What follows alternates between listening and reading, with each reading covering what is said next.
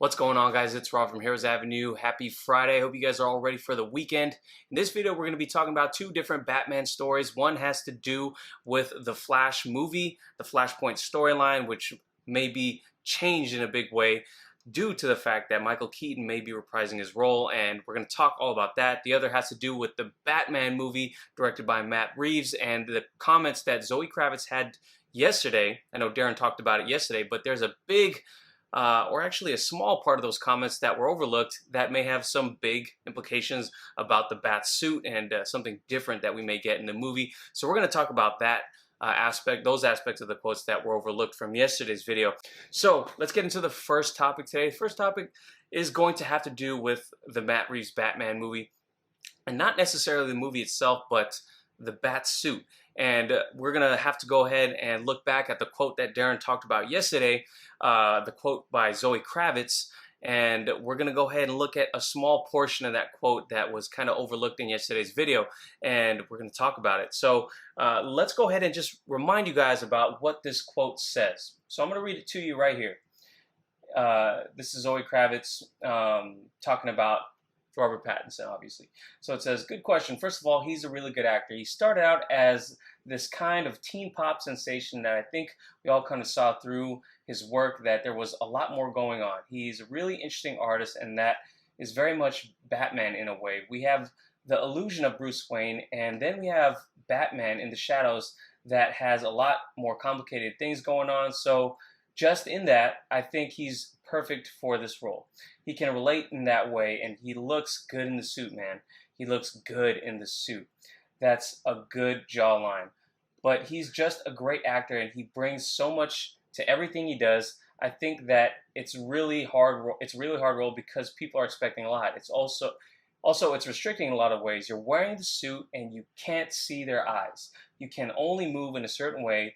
So you have to get really creative in terms of how you can portray a multi-dimensional character.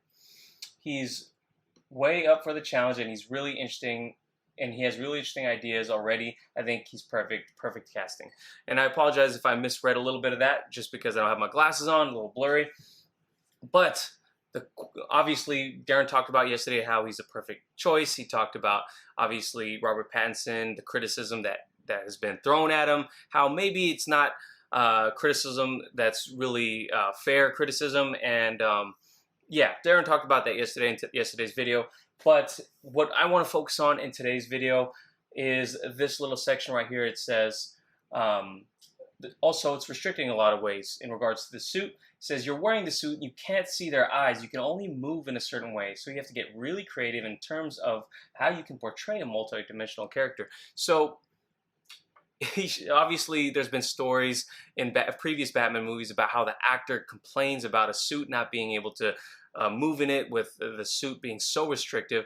But in this one, she says specifically that you can't see their eyes. So if she's on set and having to go back and forth with Robert Pattinson's Batman, she says that you can't see their eyes. Now, is she talking about from her perspective, or is she talking about being in Robert Pattinson's perspective and not being able to move enough to see the actors and where they're going and responding to them?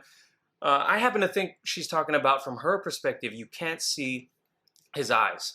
So obviously, in previous Batman movies, we've gotten some kind of iterations of the white eyes, most notably to me in the Dark Knight trilogy. I think it's the Dark Knight itself, where Batman's he had to check out some sort of radio waves to find the Joker, right? And the white eyes come down just for that second, and Christopher Nolan gives us a taste of the white-eyed Batman. And then also in the Batman v Superman movie, we get to see Bruce Wayne in the armored Batsuit, and that's somewhat a form of the white eyes, even though they were more blue, kind of. We get a taste of what the Batman would look like if his eyes were actually a different color, and you can't see the emotion coming through his eyes. So that's really, really interesting to me. Now, I know this is something that I've called for in the past. In previous videos, I think this would be awesome to see, and I do think this would be awesome to see. My question is, thinking about it now, is if we did have a Batsuit that can completely covered his eyes the whole time with, the wide eyes, would it take away from uh, our experience with Robert Pattinson's Batman? Would it take away from any emotion that we might experience, watching him move in the suit? Or would it really take us and actually make us more, uh, you know, thrown into the world of Gotham, the world and idea of Batman being able to exist? Would that actually be more immersive for us to see a wide-eyed Batman? Now that I'm thinking about it, it's something that I'm kind of on the fence of. Don't get me wrong, I actually really, really want to see a suit with the white eyes, and I think it would be awesome to see it. I mean, we've seen superheroes like Deadpool, Spider-Man rock the white eyes, right? Comic accuracy, like 100%. But we haven't seen a Batman full on with the white eyes. Not that I can tell for a whole movie, right? Even Michael Keaton's Batman didn't have the white eyes, but you could see him in the shadows. They played a lot around with the shadows and the lighting. There would be times where you can't even see Batman's eyes, just the silhouette of Batman. And I think that's very menacing as well. But will Matt Reeves actually pull off the wide-eyed Batman? These quotes are really interesting, and it's great to see the perspective and hear the perspective of an actor having to,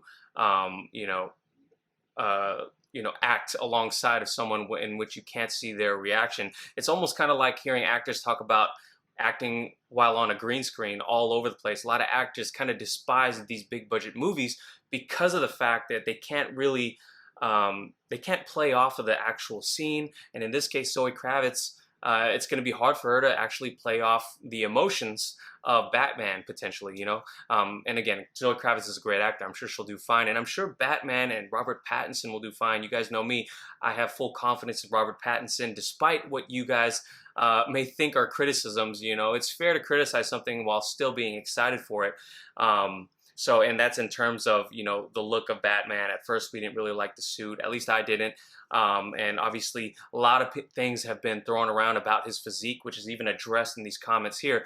And just to address the physique part, again, even though he's not the ideal version of Batman for me in terms of physicality, it doesn't mean I'm not excited for it. It doesn't mean I don't think he's going to do great as, in the role. Take Michael Keaton, for example. He wasn't jacked at all for the role. And he's remembered as a great Batman and a great Bruce Wayne. And and despite all the other differences from the comic books, right? And, again, I'm excited for this. I'm really excited for this. And what's got me even more excited is the fact that we might get a wide-eyed Batman in this movie. I think it would be cool to get. Me personally, I don't think they do it for the whole movie. Obviously, they want to show off their actor. They want to show off their talent. And I'm sure the agents of, Robert Pattinson want him to be seen. So there's going to be a lot of times where it's kind of like Iron Man, right? A lot of the times he doesn't need to take off his mask, but just to show who the actor is underneath, they're going to take off the mask. And in this case, I don't think he'll have the white eyes the whole movie. Would it be dope? Yes, it would be. How's it going to work? I'm not sure. We haven't gotten it before, but I think it could work. Something I'm definitely interested in, and obviously I trust in the direction of Matt Reeves, because they all these actors keep talking about how strong the script is. Now I think a lot of the things that I was worried about, or that I could worry about if I really, really want to, juggle it around in my mind whether or not this is something to be worried about or not, is the fact that he's going full. It seems like he's going full force into like comic book lore, comic book villains. Like, he's going to introduce all these villains all at once.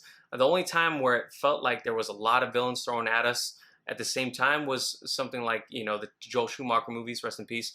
But that one went that one went full out. Like, I don't know what to call that, but basically that's what I think the worry was, is that hey, we're getting all these crazy types of villains and different types of villains, I think the worry was that, hey, is this going to be kind of like a weird mix of like comedy or is it going to take itself seriously? What's the tone of this movie going to be like? And again, not a real worry of mine. That's just something that if I had to really, if I had to overanalyze, that's something that I guess I could worry about with so many villains being involved in the movie. But anyways, I digress. I think the white eyes would be awesome to see. Whether or not they can pull it off, it's gonna be something that we have to have to wait for, but I think obviously I trust in the talents there, so I think they can pull it off either way. Do you guys think they're going to have a wide-eyed Batman in this movie? Do you think they would actually do that? That's definitely something that would separate it from previous versions of the Batman. Let me know in the comments below. All right, let's get on to the next topic, and it has to do with the Flash movie. And obviously this Flash movie, the Flash movie news seems to change every time we get on here to make a video, because it's just been a roller coaster ride, and a lot of talents leaving and joining the project. But right now it's more of an exciting time because we're getting new news. News, for example, that Michael Keaton might be reprising his role as Bruce Wayne. Now, a lot of us, you know, we're throwing this information that Jeffrey D. Morgan might be reprising his role as Thomas Wayne, Bruce Wayne's father, and it made all the sense in the world since he played Bruce Wayne's father in Batman v Superman.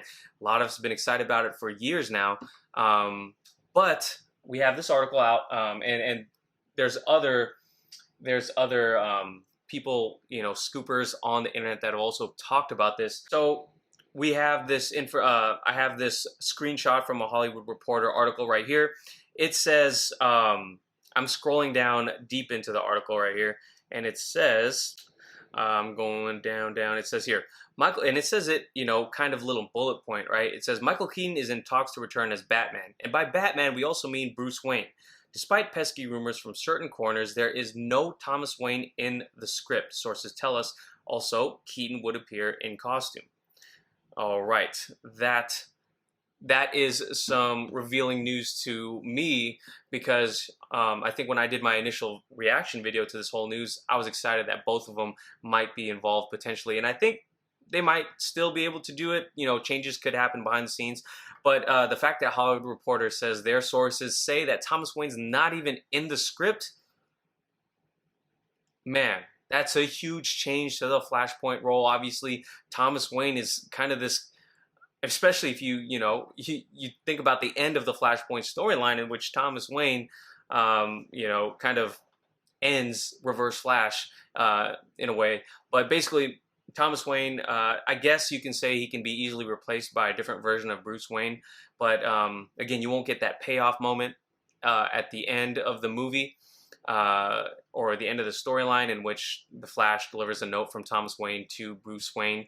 That's going to be, you know, that's going to suck. But obviously, I think they want to focus on the Flash, and with them bringing back such a huge character in Michael Keaton, maybe they don't want to bring in too many characters. I'm not sure. This news, I mean, it kind of sucks. I was really excited for Jeffrey D. Morgan to potentially be in this role, and fans that actually contact Jeffrey D. Morgan and people associated with Jeffrey D. Morgan, they kind of hint at the fact that they're excited too, but they never really say that he's in the movie. So no one, you know, was saying any false information here. It's just we're getting new information that he wasn't even in the script. And if you go back to Andy Muschietti, who is the current director of The Flash, his comments on Flashpoint, he said it was going to be a different type of Flashpoint, and maybe this is what he's talking about. It's not going to be the Flashpoint that we know of per se. It's going to be a different, it's going to be a different version of it. It's going to be a different, there's going to be different aspects of it that pull from the Flashpoint storyline, and aspects that obviously Andy Muschietti is going to want to